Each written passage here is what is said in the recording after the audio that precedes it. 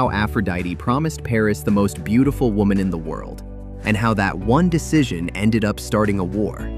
So now let's actually get into how that war begins, because it didn't just happen overnight.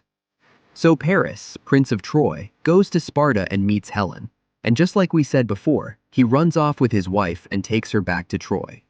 Whether she went willingly or not depends on the version, but either way, she ends up in Troy.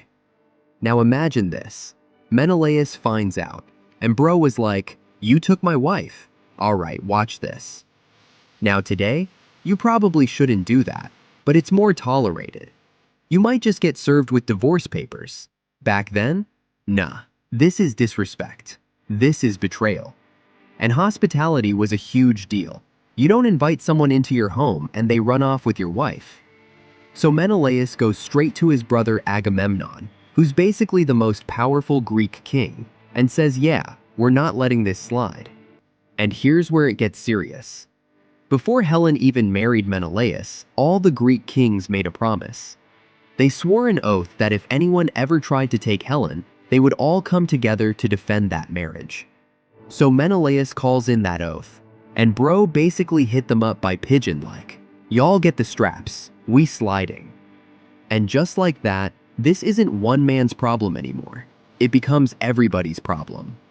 Now you've got kings and warriors from all over Greece getting pulled in. Achilles, Odysseus, Ajax, all getting involved because of one decision. They gather their armies, build ships, and get ready to sail to Troy. And just like that, what started as one moment between Paris and Helen turns into the beginning of the Trojan War.